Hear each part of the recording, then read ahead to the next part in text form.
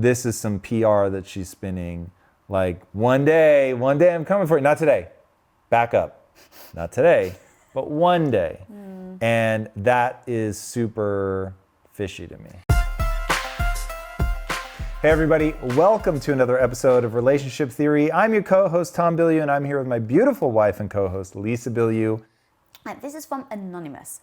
Every time my phone goes off, I hope it's her. We are so close, we could be called the best of friends, and recently we both came out and said how we feel. Oh. But something else came too.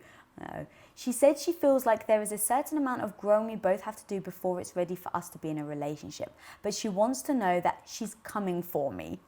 Quote unquote. That's quite funny. Both on cloud nine and shot out of the sky at the same time. We are creatives, but right now I'm in tech. She says I'm one of the most enlightened persons she's ever known and often feels like she can't compare. And that's how I feel about her. What do I do? It sounds to me like they have to have a real conversation, because I don't understand what, like, you don't say that somebody's enlightened but are like, oh, we have a lot of growing to do. Yeah. And then I don't know what would make her think that growing, like, you can't read about a relationship and get better at it. Like, you've got to be in the relationship. You're always going to learn through engagement. So it's like, if you want to be in a relationship with that person, be in a relationship and then work together to open lines of communication, to process, to, grow together, all of that stuff. It isn't like, I'm going to go to college and study relationships, and then once I graduate, I'll come back and then we can be in a relationship. So there's either just a minor issue with her perspective on how one gets good at something, or this is some PR that she's spinning. Like, one day I'm coming for you. Not today. Back up. Not today, but one day. And that is super fishy to me. Yeah, I would just get very specific. Like, what do you mean that we both have to grow before we're ready? Like, okay, well, what, like, ready to be in a relationship? So are there certain elements of her personality and his personality that she thinks if they get into a relationship now, that it could ruin their potential of having a great relationship? Okay, well, if that's the case, great. It's amazing that she's identifying it, but be specific now. What are those things that she needs to grow into and he needs to grow into in order for them to come together? Because otherwise, like you said, it's so, like, up in the air. What does that even mean? Right? It's like having a business with no end goal or strategy. It's like, well, then you're just running a business and you're just kind of treading water, right? So yeah, with a relationship, it's like, get super specific. What does she mean about growing? Am I crazy? Like, in all of these questions, to me, there's something missing, which is you have no moral obligation to be in a relationship. I think being in a relationship only makes sense when the person makes you feel better about yourself when you're with them than when you're not. There should be that sense of giddiness that it sounds like we have in this question, but there should be like a real hunger to be together, to spend time. There's like a deep apprehension in a lot of these questions. That, to me, my default answer is, then the relationship just isn't that exciting. Like, we're moving too fast, it's not the right person. Like, there are a lot of elements of, like, they don't have clarity. And the best explanation my mom ever gave me about being in love, I thought this was so powerful. When you feel about somebody in such a strong way that you think no one has ever felt about someone the way that I feel about this person, that's when you know it's love. Because that's how it felt with you. I thought, there's no way. Nobody's ever felt like this before. Nothing would get done. Nothing in the world would ever move forward if anyone before has ever felt what I feel for you. And so from that, so much clarity was born. Now, that doesn't mean that there weren't times, I remember when you made me destroy the negatives of the photos that I took of you. And I was like, I don't know if I can be with somebody that would destroy great art. I thought that was super crazy. When you were getting sick all the time, I thought, not so sure about this. And when you, the other thing that we just mentioned, when you didn't want to stay with me, I thought, but those were so easy to process through. It's the kind of thing that you process through in 24 hours where you're like, okay, wait, actually she's being quite practical. She has a very bulletproof argument about the, like, look, this is early enough in the relationship. I could find myself, 6,000 miles from home and nowhere to stay, right? So it's like, okay, and then I'm running your logic against how does she make me feel? Like, she makes me feel awesome. We feel super connected. She lights up when she sees me. Like everything just seems real. So there's nothing in this from what she says and how she acts. Everything's in alignment. Yeah. So I'm like, okay, nothing weird, easy to move past. And the same back to you, by the way, of me having explaining, look, like I am a bit fearful, like I'm really into you, but what happens if we do get into an argument? Where am I going to go? And the same goes, is like, how are you going to react to that, right? Because if I was very clear about my communication on why I want another place, it wasn't just like, no, it's fine, I'll get my own. I wasn't just trying to brush off. I actually told you why. Right. And if you reciprocated by saying like, that's ridiculous, then I'd be like, okay, he's not for me. Because clearly he isn't listening to the concern I have. Right. And I can't be with somebody who, when you voice a concern, brushes it off like that. They're like, it's meaningless. So in both circumstances, you're looking at me saying, oh, can I be with someone like that if they do X, Y, and Z? And I'm the same. Like, can I be with somebody? But again, going back to, you make me feel safe. You're always very much a gentleman. And now is his actions on the thing going to line up with how he's made me feel? And when you're like, I actually get it, even though you were a bit upset, it aligned with exactly everything you've told me. You really like me. So you wanted me to stay with you. So everything you were saying and everything we were doing seemed aligned. Like, sorry, I know that's what you were kind of saying as well, right? Yeah, there's just congruity. Yeah. I do also think, though, that you're coming from a perspective where you've never been in a relationship where someone's really hurt you. And so I want to be very cognizant of a lot of listeners or, viewers that may be in that situation where they come from very bad relationships where they've been hurt or something bad has really happened. So I really do get that there's going to be sometimes some resistance or holding back from certain things. Mistake. But it doesn't mean you need to communicate that, though, is what I was going to go to. Yeah, but I think there's something more going on here. So I haven't had my heart broken in love, but I've had my heart broken in business. And I know what it's like to think that let's say you're partnering with another company or something, and you think, whoa, like this is legit. I really connect with these people. This is amazing. We're going to do extraordinary things together. And then to have it fall apart, or to have been based on lies, or to have somebody steal from you or whatever. So it's like, having gone through that, I know that it will make me less likely to succeed in business if I come with an undue level of skepticism. So if I bring that baggage into the next potential business partnership, it's like, well, they're going to sense the hesitation, the arm's length relationship. Like the thing that I think humans have to do is understand that it's like the mental aspects of things are one area where you can either let things be scars or you can just really heal them and let go. And I think that people have to do that. And it comes with doing a lot of work of self-reflection, of realizing what you did and how you could have acted differently to control the situation. And it has to do with, okay, what could I have done better to see the potential problems? What are the red flags that I ignored or whatever? And so you begin to build out principles, to use Ray Dalio's terms, about how to interact with somebody. But what you're really lamenting is your inability to read whether somebody's trustworthy or not. So a relationship not working out can be done very respectfully. I'm not saying that, every relationship is going to be a success and it's, one shot, one kill. I'm just saying, despite all of my ups and downs in business, I don't come into it like, super standoffish, like, whoa. It's like, I know the certain red flags. I know the areas where I maybe move too fast. I know the areas that I might not be ideal at reading people on a given personality trait or whatever. And so I bring people in that can help me assess, and understanding that the beauty is that you're always going to be at risk to some extent. But if you want to move forward and you want to create momentum, you can't be ultra standoffish like that. So yes, I get it. People have had failed relationships in the past. Yes, I get it. People have been betrayed and they've been hurt. But if they take that on board and go, what was I blind to? What did I not see so that I don't make that mistake, so I don't have that same vulnerability in the future? And that may be therapy. It may be figuring out why they go for somebody that doesn't elevate them and make them feel better and doesn't communicate and all that. Like, what is it about you that's drawn to people like that?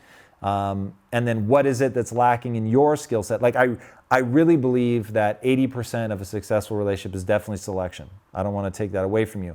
But at the same time, like, I'm a high level communicator. So I know that you can transpose me to another relationship and I'll at least know, like, here are the tools and the skill set. If you're unwilling to avail yourself of these tools, if you're unwilling to step to the table to communicate, if you don't understand your own feelings, and when I help you process through that, you're being deceitful or whatever, then I go, peace, thanks for playing. This clearly isn't going to work, right? So like once you have that box of tools and you understand where somebody has to play, you understand your own weaknesses, it's like the danger of being blindsided goes down and down and down. So it's like the more failed relationship somebody has, the more they should be able to trust themselves as they go into a new relationship because they've done the work to figure out how they set themselves up for failure. It's only when they're not processing through. It's only when, if they're blind to something that they're not seeking out a therapist or input from friends or whatever, to become unblind to that thing, that it becomes harder to go into the next relationship. Like in business, the more you fail, the better you get,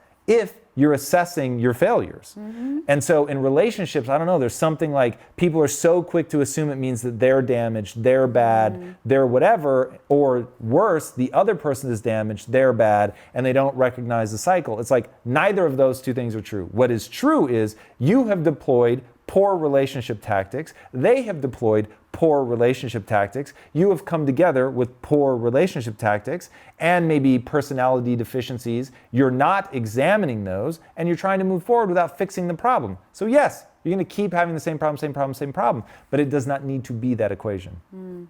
Yeah, it's like that person that turned around to Edison and said, how do you feel about your 1,000 failures? And he's like, there were 10,000. Oh God, 10,000 failures.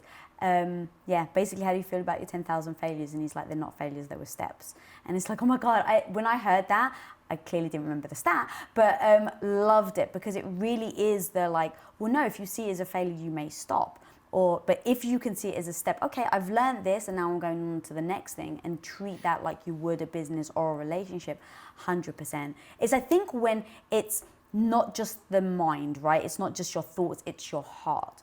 Because heartbreak hurts way more than just a argument or, like a mind break. I don't know what you call that. But, so are you saying that in business, the kind of heartbreak that you're going to experience can't possibly... Not unless you're saying for your situation. If it's like a business setting, but like if it's business where they feel like family, or they're like... Let's say it's not. Let's say that business will never touch it. Yeah, if it was me, I would be way more heartbroken if it was something happened with a friend or a partner than it was business. Well, let's try what I would consider the absolute most inconceivable thing. Right. You pour your soul into somebody. You invest emotionally for years and years and years. You share every vulnerability. Okay. And then they not only betray you... It's interesting. You don't want to put yourself in this situation. What do you mean? Because you said to me... Oh. Imagine somebody, but you didn't say imagine me. Let's say you then betray me and use my vulnerabilities against me to hurt me. Right. In all of that, I would be devastated. Yeah. There would be a level of emotional trauma that I would go through, and I would think very seriously about what kind of process would I have to go through to recover from the trauma. But I would not think, oh, this is okay to sit in the trauma. This is okay to let this harden into scar tissue. I would think that is the only foolish path, is to do nothing, to not process through, to not seek help, to let this become that sort of hard, like toughen me up. It's like, then I'll never be in a relationship again. And so I get the instinct to want to use that as armor and be like, I'll never be betrayed by these bitches again. Like, fuck that. Like, and now I'm steely. No one can touch me. I'm not letting anybody in. But it's like, that just on the surface, I can tell you, is a shit way to live. Mm-hmm. So the beauty of love is to know I can always be hurt.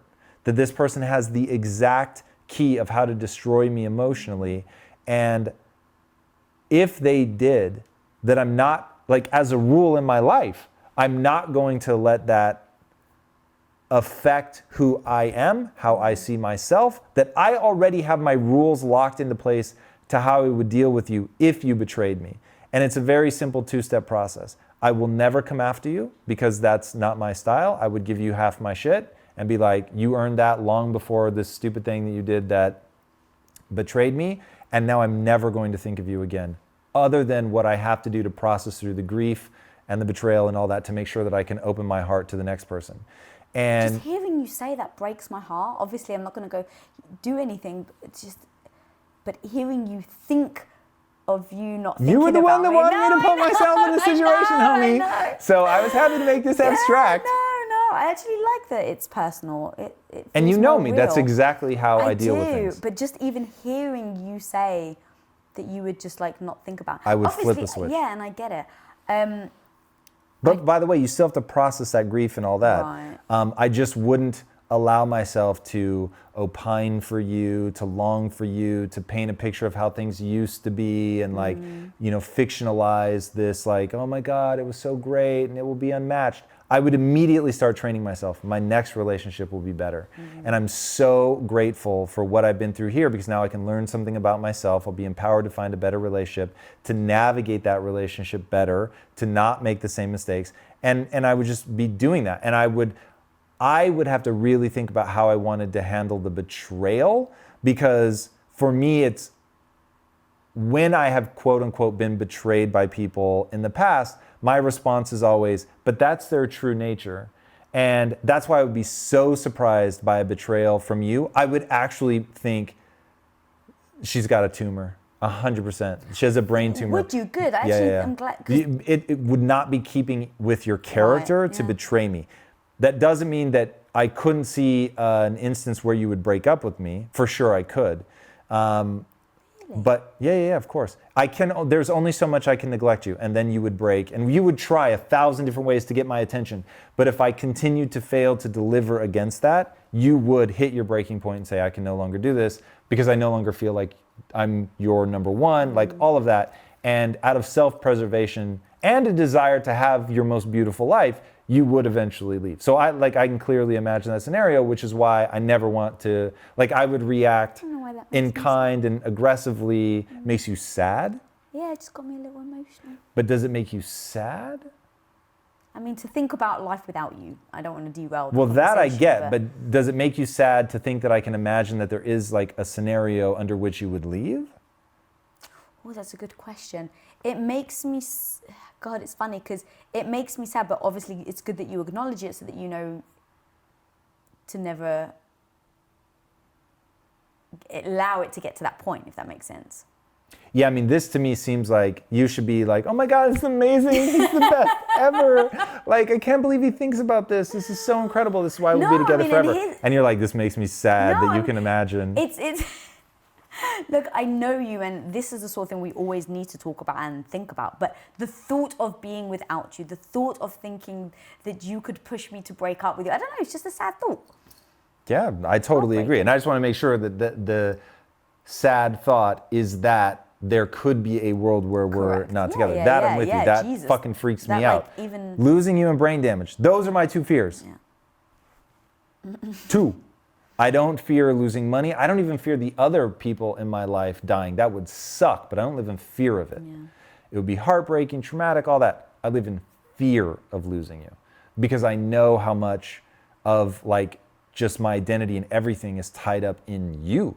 I actually don't know who I am without you.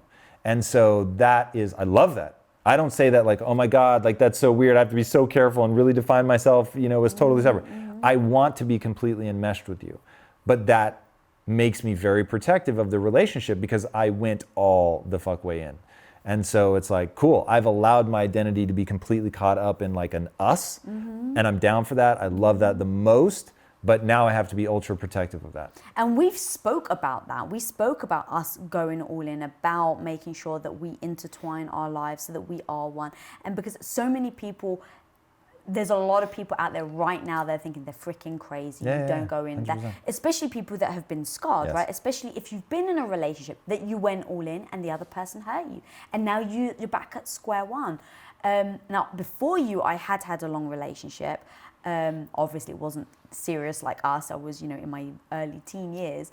But I wasn't, Early teens? 15. That's when it started. That's when it started, yeah. Yeah, he still threw a rock through your window the night before our wedding. So I'd say it was still pretty fresh. All right, to him maybe. But I absolutely did bring baggage, quote unquote. Now, look, I had a fixed mindset back then as well. So I, keep that in mind. But when we first started dating, I was for sure standoffish, like not standoffish is not the right word, protective. Yeah, you were super reserved. Yeah, reserved. Because when you have been hurt, you know what it's like. And it was only over time that we really did kind of morph and go, okay, like we're both in, we're going all in. We are very aware that this we was can not hurt something each that other. happened on date number 3. Right. But I'm just saying, like. But even now, people, I think, that have been in long relationships still are very conscious about not giving themselves over. Yeah. And do you know why? Because they blame their partners. They don't blame themselves. They don't take extreme ownership. They're not thinking, oh, I made 86 wrong moves, and that is why. And therefore, I have to be super wary of the other person because it's about them, it's not about me. So it's like, read the first 5 books in my reading list, and it will change your relationships forever, even though none of them are about relationships. Yeah, that's but interesting. most of them are about extreme ownership. Yeah. And really recognizing that if something is wrong in your life, it is entirely your fault. Not so that you can feel badly about yourself. That's not, the word fault is like a super trigger word, but it's like, until you can face trigger words like fault, blame, shame, then you don't have the emotional stability that you need to go and be successful in a relationship, 4 ways. Wow. People got to own themselves, man. Own yourself. This is so terrible even to say out loud. But I've said before that part of me wants to get addicted to heroin just so I can show people that I could use bright lines to like get unaddicted. Super stupid, and I won't do it. But like the same thing, right? That if I had like somehow, if I could send you away for 3 years and show people how to build, like that I could build another relationship that was super powerful, I would have a lot more credibility because I've only done it once. Well, if you're going to do one test, I think I'd rather you try the heroin than send me away for 3 years. That's probably, believe it or not, that actually might be better. I think it would do less damage on our overall lives, even though that'd be really fucking stupid. This is taking a turn. This is taking a turn. For the more interesting, though, I think. That was silent disagreement over there. Oh, I don't know. So For the more interesting well, the funny thing is, because I know you so well, I just don't know how other people are going to react to the heroin comment. But to be honest, oh yeah, you're gonna get some hate for that. I think it's important for you to be you. You don't mean anything by it. Yeah.